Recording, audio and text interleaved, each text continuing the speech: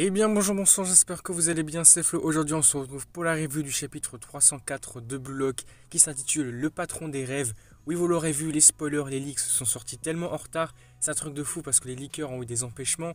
Mais c'est vrai qu'à la base, quand tu te rappelles de ce qui était au début, il y a des mois et des mois, ça sortait à la base le samedi, voire le vendredi, quasiment samedi. Après c'est passé au lundi, maintenant ça sort tellement tard, c'est un truc de fou. Limite, il faut attendre que le chapitre sorte officiellement pour le voir directement. Donc avant que la vidéo ne démarre, je vous le rappelle, si vous voulez soutenir la chaîne et suivre les prochaines vidéos, n'oubliez pas de vous abonner. Et du coup, c'est parti pour ce chapitre 304 qui s'était intitulé Le patron des rêves. On va venir d'abord sur un chapitre plutôt tranquille en fait, plutôt posé. Je dirais que c'est plutôt un chapitre de transition d'ailleurs qui va nous emmener vers la suite. Parce que pour l'instant, on va voir un petit chapitre concentré sur Isagi lui-même et sur le fait qu'il va rentrer chez lui et passer quelques temps avec ses parents chez lui. Donc là, ça peut être aussi assez intéressant de voir des moments plus calmes, plus posés après tout ce qui s'est passé au boulot, qui est notamment au cours de la No Egoist League. C'est vrai que c'était un truc de fou. Et donc ici, c'est parti, le chapitre va démarrer là-dessus sur des discussions entre Isagi et ses parents sur des moments tranquilles où ils vont manger ensemble et surtout discuter à propos de pas mal de choses, notamment du fait des exploits tout simplement de Isagi, de tout ce qu'il a pu faire au cours de ce bloc tout simplement. Ses parents vont avant tout le féliciter, lui dire qu'il a fait du bon travail, quand même de se hisser jusque-là, d'être le numéro 1 du bloc. C'est vrai que c'est un truc de fou, alors qu'au départ il partait de quasiment rien, il partait de zéro et maintenant il est dans les meilleurs du bloc. Vraiment c'est un truc de fou. Donc pour l'instant il le félicite avant tout sur tous ses exploits, sur tout ce qu'il a pu faire. Donc là il y a pas mal de discussions assez intéressantes là-dessus. À des moments on aura des petites scènes assez comiques, assez drôles, où le père de Isagi va l'imiter, va reprendre ses répliques, en reprenant par exemple les paroles qu'il a pu dire à Kaiser quand il se moquait de lui, tout simplement quand il avait réussi à le battre sur différents points. Il disait allez toi mon meilleur clown, merci pour ton travail acharné mon clown et tout. Non, par contre c'est grave drôle, il essaie de l'imiter comme ça casse un petit peu le sérieux qu'on avait pu avoir depuis tant de temps. Maintenant on passe sur des moments calmes, un peu comiques aussi, c'est assez drôle. Et là par contre le moment qui va être le plus intriguant aussi et le plus intéressant du chapitre, c'est qu'à un moment on va voir un livreur qui va arriver et livrer tout simplement un colis à Isagi. Alors là par contre ce colis, j'ai vraiment l'impression que c'est seulement Isagi qui l'a reçu. Je n'ai pas vraiment l'impression que les autres joueurs, les autres personnages du bloc l'ont reçu. J'ai vraiment l'impression que c'est que Isagi spécialement qui l'a eu. Donc au moment où il va le recevoir, il va se dire mais attends, mais c'est quoi? Il y a une boîte et à l'intérieur il y a beaucoup de CD, beaucoup de DVD à l'intérieur. Et accompagné de ça, on aura également une lettre signée par Jinpachi Ego directement et qui va dire apprends le foot Isagi Yoichi. La clé de ta nouvelle évolution se trouve ici. Essaie de te trouver toi-même. Et là, c'est ce qui va vraiment marquer un truc pas mal intéressant qu'on va voir juste après. Donc pour l'instant, Isagi va se dire mais attends quoi? Comment ça Ego me fait une lettre attitrée personnellement en fait? Il va se dire mais comment il me livre des DVD et tout? Pourquoi en fait? Quel est son objectif? Quel sera le but derrière tout ça? Et justement, de quoi il parle à propos d'une clé de ta nouvelle évolution? On va voir que ça pourra permettre potentiellement de développer des choses beaucoup plus intéressantes. À cet instant-là, la mère d'Isagi va lui demander mais alors cet Ego, à quoi il ressemble pour toi? Qui il est pour toi? Isagi lui répondra que c'est un personnage vraiment très pointu, il a sa propre philosophie du football. Il est vraiment antipathique aussi, mais c'est vraiment quelqu'un qui exprime toujours sa pensée. C'est vrai que parfois il peut être assez autoritaire, mais on peut lui faire confiance. Et il dira aussi de Ego qu'il croit vraiment plus que quiconque que le Japon peut gagner la Coupe du Monde.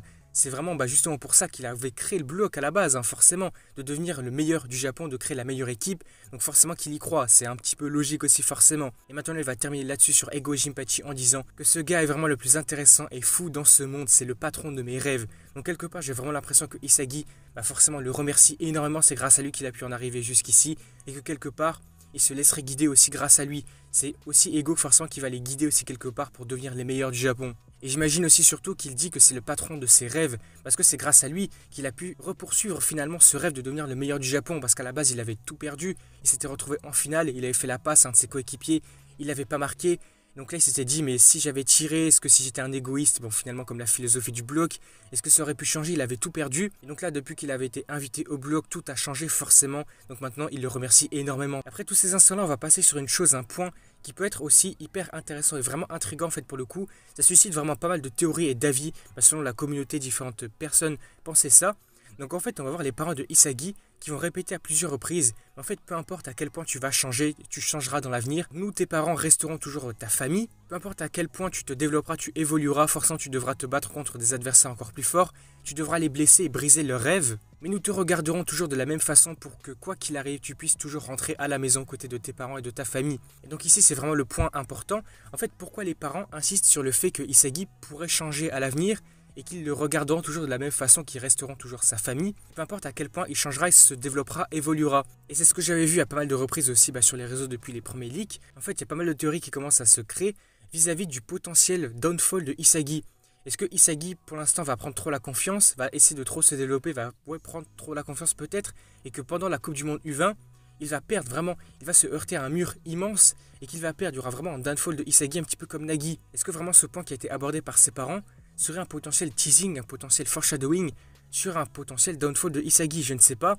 Personnellement, je pense pas forcément, je sais pas vraiment comment ça pourrait être fait en fait. Je ne sais pas du tout. Est-ce qu'on aura un potentiel downfall de Isagi pendant cette Coupe du Monde U20 et que donc potentiellement quelques années plus tard, il reviendrait beaucoup plus fort et remotivé forcément, beaucoup plus motivé que jamais sur la vraie Coupe du Monde. Et là, on aurait l'éveil de Isagi vraiment, qu'il deviendrait le meilleur joueur du monde. Je ne sais pas vraiment, n'hésitez pas à me faire part de vos avis là-dessus, sur ces théories-là. N'hésitez pas à me faire part de vos avis, est-ce que vous pensez la même chose ou pas. Maintenant, on va passer à la chose la plus intéressante du chapitre. Donc les DVD que Isagi a reçus de Ego Jinpachi. Donc Isagi va commencer à les regarder.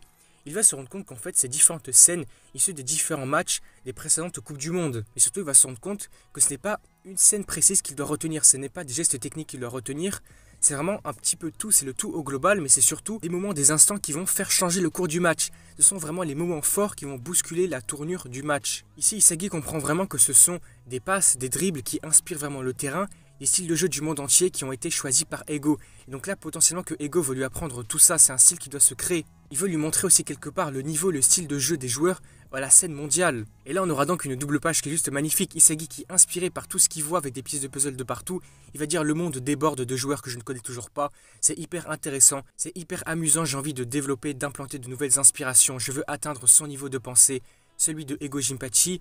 Donc le bloc restera le milieu de l'évolution. Et le chapitre va s'arrêter là-dessus. On va voir différents points de vue des différents joueurs du bloc. Par exemple, avec Bachira, on a Shigiri aussi Kunigami. On va voir que notamment eux aussi, ils ont reçu des lettres de Ego Jinpachi. Mais par contre, là, on ne voit pas de quelconque colis, de quelconque DVD ou quoi. J'ai vraiment l'impression que c'est seulement Isagi qui a reçu ça. Et du coup, le chapitre va s'arrêter là-dessus sur différents points de vue de différents joueurs. Donc Bachira, Shigiri et Kunigami. On se laisse là-dessus avec les mots de l'auteur à la fin du chapitre. Donc le chemin de l'évolution pour les égoïstes. Un nouveau défi à la scène mondiale qui va commencer bientôt. On apprend que pour la semaine prochaine, il n'y aura pas de pause, donc le chapitre sortira bien la semaine prochaine, chapitre 305, et qui s'intitulera x23. Il faudra voir ici à quoi cela fait référence, il faudra voir ça plus tard, donc la semaine prochaine. Du coup, si la vidéo vous a plu, n'hésitez pas à liker, à commenter, à partager comme d'habitude. N'hésitez pas à me faire part de vos avis sur ce chapitre-là. Quelles sont vos théories sur ce qu'on a pu aborder, sur un potentiel downfall de Isagi, même si je pense pas forcément. Quels sont vos avis sur le fait que seulement Isagi aurait reçu les DVD des anciennes Coupes du Monde pour tout simplement l'aider à évoluer, à se développer de la part de Ego Jinpachi, spécialement en plus. Voilà, n'hésitez pas à me faire part de vos avis là-dessus et puis écoutez, n'oubliez pas également de vous abonner à la chaîne pour soutenir et suivre les prochaines vidéos la semaine prochaine pour le chapitre 305 de Bloc. Et du coup, moi je vous dis à la prochaine.